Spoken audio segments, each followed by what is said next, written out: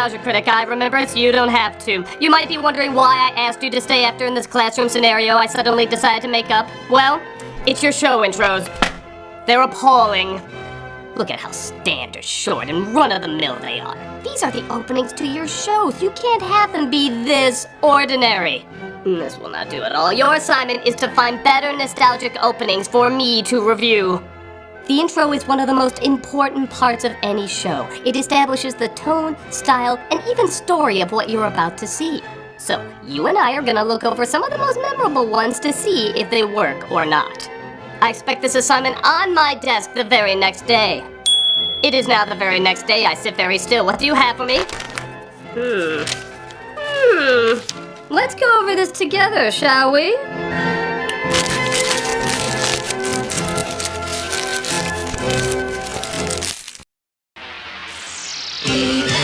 Ah, the 80s fantasy that asked the question, I'm straight, right? If I like He-Man, that still makes me straight, right? What? If I like She-Ra, that makes me gay? How do these stereotypes make any sense? Whatever your preference, He-Man needed an intro to get you invested fast. And I did a pretty good job of it. Just look at the first epic thing you saw. After that. And the Masters of the Universe! Yeah, now that's some epic shit right there! Although, I've always wanted to ask this, am I the only one that feels like the narrator sounds like Dr. Zoidberg? And the Masters of the Universe! And the Masters of the Universe, why not? It starts off with Adam introducing himself and his battle cat, Cringer. I am Adam, Prince of Eternia and defender of the secrets of Castle Grayskull. And I'm his friend Jesus. Fabulous secret powers were revealed to me the day I held aloft my magic sword and said, "By the power of Grayskull!" We don't really explain why I did or said that. I was just going through my holding aloft my magic sword and saying "by the power of Grayskull" phase. It just happened to contain fabulous secret powers. Suddenly, I became more naked and people thought I was a different person. Time to blow up this damn cat! Oh, it does that apparently. Cool. And I became He-Man, the most powerful man in the universe.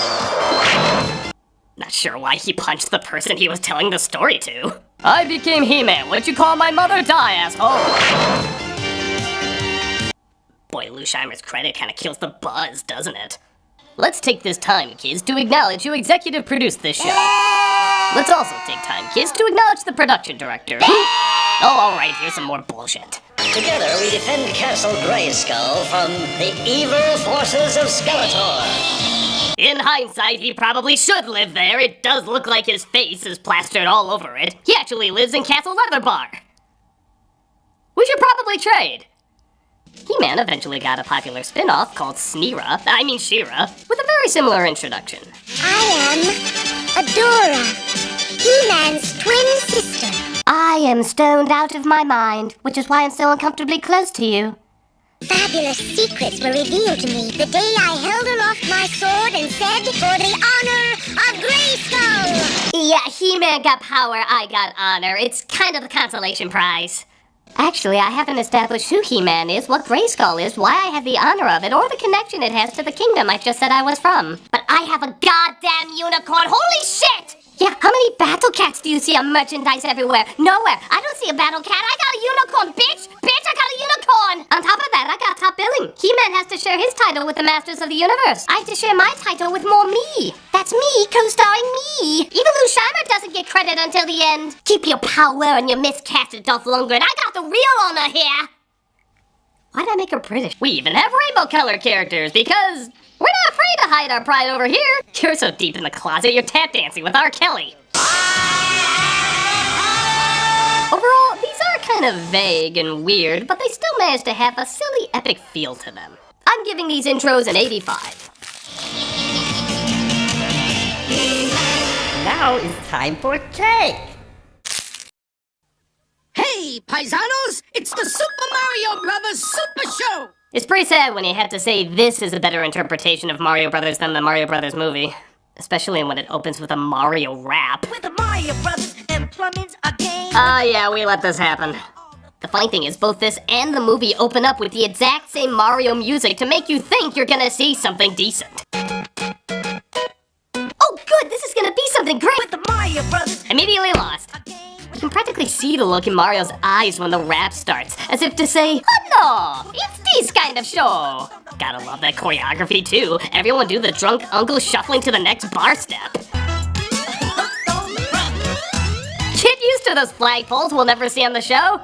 Here's another line I never understand. Hanging with the plumbers, you'll be hooked on the brothers to the bridge.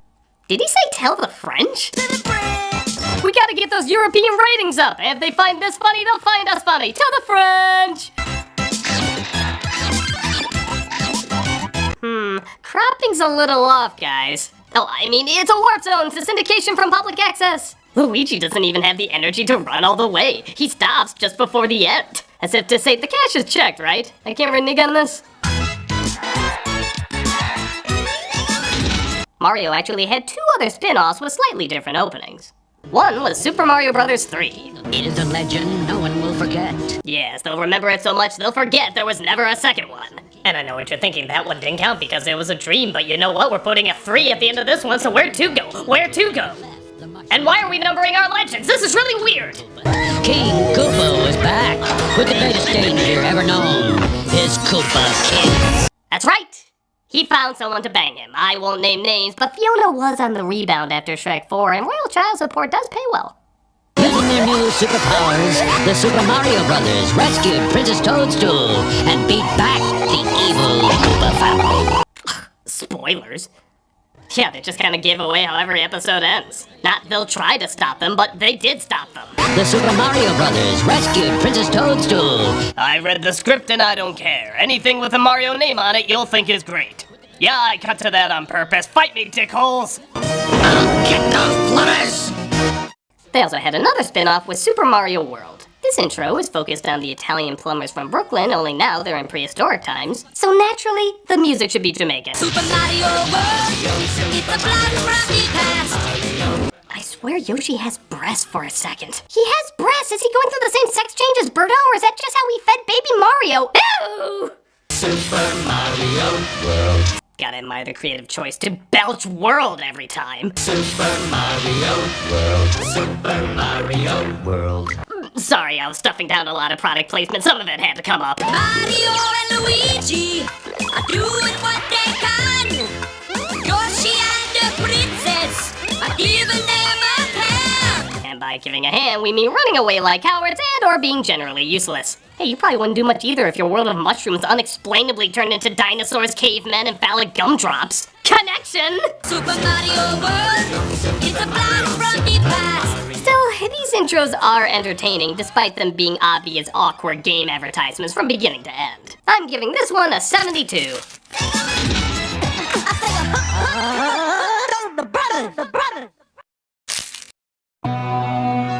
This is 29 Acacia Road. You can already tell this is a British show. It's grey, boring, its opening exciting words are an address.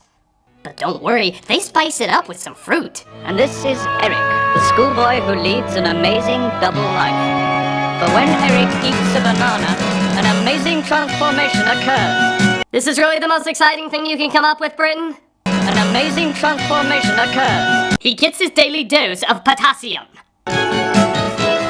Eric is Banana Man. Brought to you by the European Fruit Union to make bananas cool. Are they cool yet? Are bananas cool yet? Bananas are cool. Okay, so despite this being a very simple opening, it does ask a lot of concerning questions. First of all, was he always into bananas before he discovered this power? He has a pillow, an alarm clock, even a framed picture. A framed picture of a banana! How freaking lucky would that be if he was Banana Man without him even knowing it? Also, why the hell is he swimming through space? Stop that!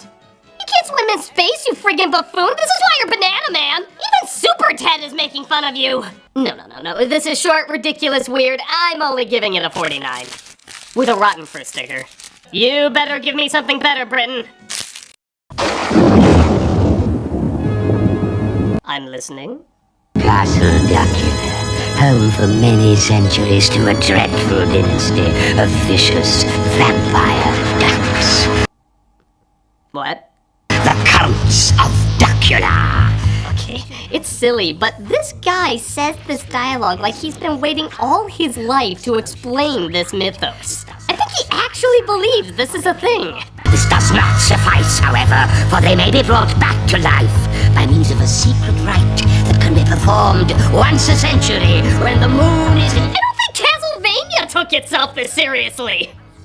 He creates what looks like the duck formerly known as Prince, as it takes, I guess, a more fitting turn as a pop song starts going with some kinda loopy lyrics. In the heart of Transylvania, in the Vampire Hall of Fame, yeah. The Vampire Hall of Fame, yeah? Like, comma, yeah? In the Vampire Hall of Fame, yeah. We were desperate for a rhyme. We didn't have very much time. We were working on a studio style. Hey, Count Duckula. I just love how even the main character in the title is like, I don't know what they're smoking either, folks. Duckula.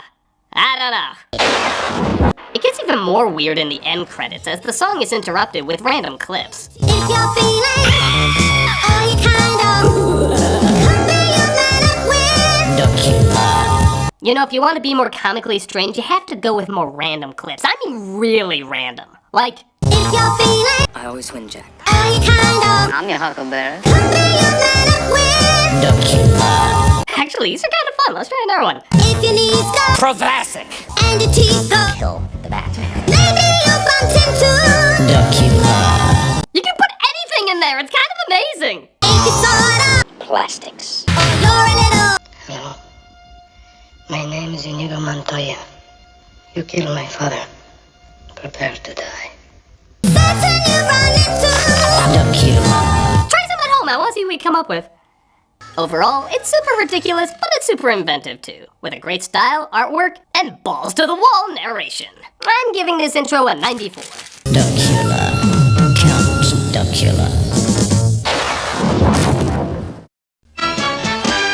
Spider-Man's gone through a lot of shows over the years, but by far, one of the most head-scratching is Spider-Man and His Amazing Friends. And the intro certainly reflects that. Just look at the first shot. Whoa, I'm tripping spider balls, man! Listen to this narration. They clearly just went with the first take. Spider-Man and his amazing friends. The way he says it, it's like he's referring to, look, Susie made Spider-Man brownies. What an amazing friend. And these amazing friends are as follows. Iceman and Firestar. That's it. Two of the lesser X-Men that nobody associates with Spider-Man at all. Iceman and Firestar. Maybe they did something in the comics. I don't know. You're not gonna look it up. Boy, you thought McGuire's face was derpy. Yeah, featuring them in their IKEA showroom isn't helping. Why are there two beds in the living room anyway? And where does Iceman sleep? Is that his bed? Did he make that for himself? Hey, you think Bruce Banner has a picture of Spider-Man at his house? None of this makes sense! But that monster from the opening of Scooby-Doo appears and they turn their living room into blinking lights. The architect must have had fun with that blueprint. You want me to do what? Suck your mother. Shit, I froze myself. I have 2 minutes to live.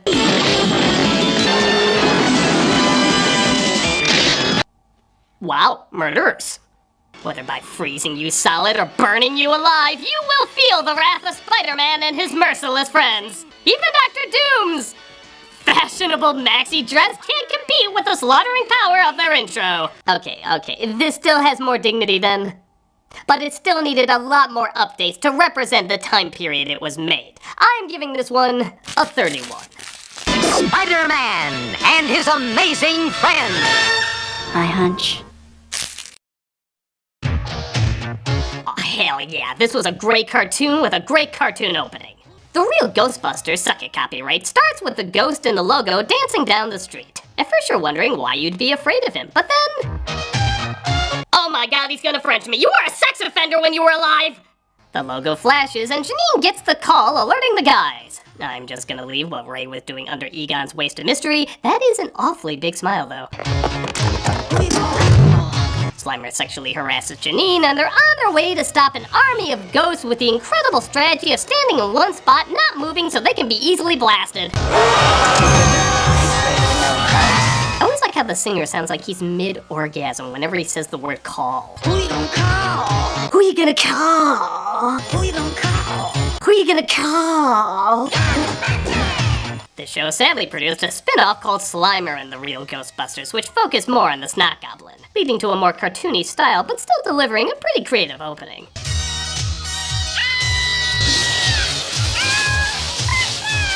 Yeah, does the Zool Dog really need to be in the same continuity as that mutant Tiny Toon and Pizza the Hut? No, it does not. Regardless, these openings are still pretty good, with great animation, great speed, and of course, a great song. I'm giving this a 98.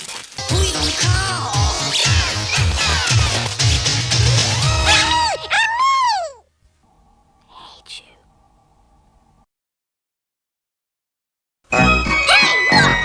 Dungeons and Dragons ride! Okay, problem number 1. There would never be a Dungeons and Dragons ride. Dungeons and Dragons ride! Now you can experience the magic of sitting in your basement arguing who gets laid less.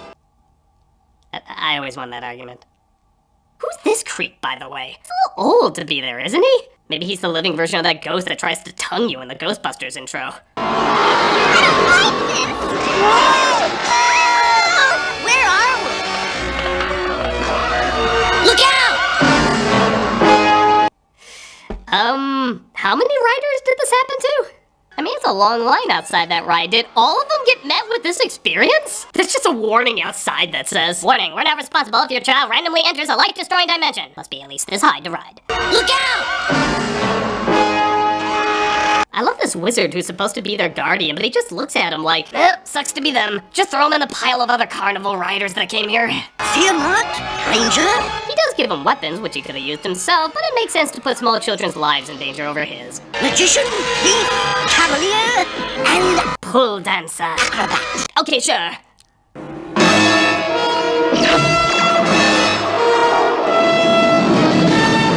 Well, he wasn't much of a villain. His first move was bad aim with a pie splutting sound effect. Who was that? That was Venger, the force of evil. I am Dungeon Master, We both had cruel parents giving us names to ruin our lives. your guide in the realm of Dungeons and Dragons. Now let me introduce you to our Wayans brother. Yeah, this isn't grabbing me. The animation is rushed, the story is dumb, and I definitely wouldn't put together this is one of the longest running RPGs of all time. I give this opening a 22. Dungeons and Dragons. Oh man, this one's a rush. I don't know if the show was any good, but the intro was a lot of fun. The song tells you everything you need to know. Fighting robots. Mega Man. Well, I'm brought up to speed. Fighting robots. Mega Man. Doesn't the fact that he's Mega already make him super? I don't think that needs to be emphasized. And not only do we get to see Mega Man naked, but he's damn scary naked. Where the hell was that designed for the Terminator? Mega Man. This intro is fast as hell, throwing everything at you. Sparks, explosions, angry birds. There should be a death toll to this opening. How many people do you think died in those cities? Fighting robots. Did she have a vacuum for an arm? Maybe she's the daughter of Mega Maid. They both have the word Mega in it. Kinda nudity. Fighting robots. He lit that dude on fire! Not only lit, but disintegrated. There isn't even a grain of ash left! Murder Man! And Mega Maid! And his merciless friends! Finally, Proto Man shows up, and it looks like it's gonna be a big finish, but it ends a little awkwardly.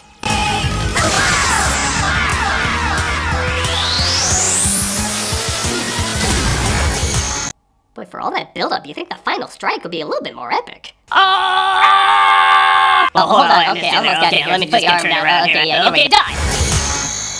Still, this intro is pretty awesome. Great animation, fun song, get you super hyped. I'm giving this intro a 95.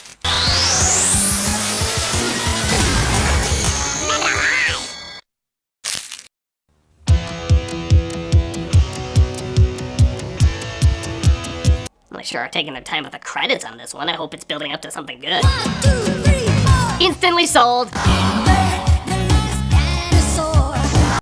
Instantly confused. I guess these kids find a dinosaur egg with a live dinosaur in it. So, what do? Put him in a rock band, of course! That's what Dr. Grant would want. Somehow I feel like these two species wouldn't mix well. Look at the way he licks his tongue at that couple. It cuts away just before he eats their faces. They don't really go into much detail on the backstory. In fact, the whole thing just looks like an 80s ad for dinosaur cookies.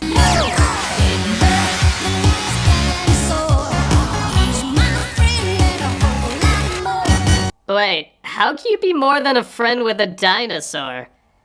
If you're friends, what's really after that? Oh my god! I know I keep dwelling on sex in this episode, but what else could it mean? What is going on here when he makes this face? You dirty dino!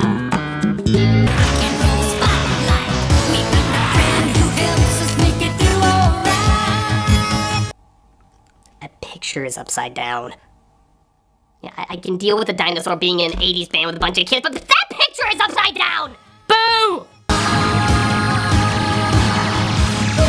Yeah, that looks pretty cool until you put neon pink Denver above it with him giving the loudest wink. Should get that looked at.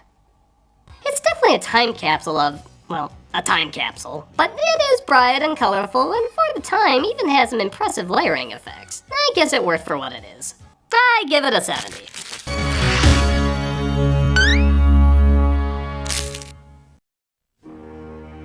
Here you go, one of the greatest openings of all time from one of the greatest shows of all time. It starts off with the Warner Brothers logo turning into a police blimp. Those very practical ones the police use all the time. We see two criminals about to rob the bank, and they blow it up. You know, it just hit me. Why did they blow it up? If they already robbed it, why draw attention? If they didn't rob it, the money's up in smoke. This must be the work of man. We cut to the Batmobile represented by a still-painted foreground against an animated background. It's usually the other way around. And he helps the police chase down the villains. How the hell did they get up there so fast? Police were right behind them, and then suddenly they're on top of a building. What was in that bank? Gummy berry juice? They, of course, come across the Dark Knight as we all ask the classic question, what is that white dot on his lip? And why doesn't it appear in later seasons? He knocks the guns out of their hands, and we come across the one bit of animation I always thought was a little weird. He always moves like a hand puppet there. I know he's ninja-like, but I'm expecting a snake tongue to go with that move. He leaves the criminals for the cops as our title character is so well known a title's not even needed for the show. Though I will admit, as satisfying as that intro is, don't you kind of want to see him get hit by lightning? We all thought it! Don't act like you didn't! This opening is so good, so artistically pleasing, so musically driven, you don't even notice all the little details I was bringing up earlier. This is one of the best looking intros ever, and to this day, there's never been anything like it. They did a few other intros in the future, but it was mostly clips with some clever editing and nothing on the scale of this. It gets better and better every time I see it. What can I say? It's amazing. This is an easy 100%.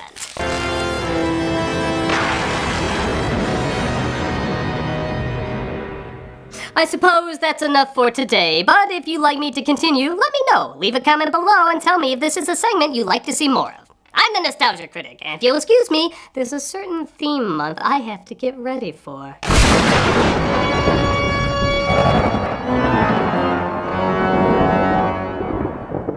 Oh, sorry, we have to update the calendars around here.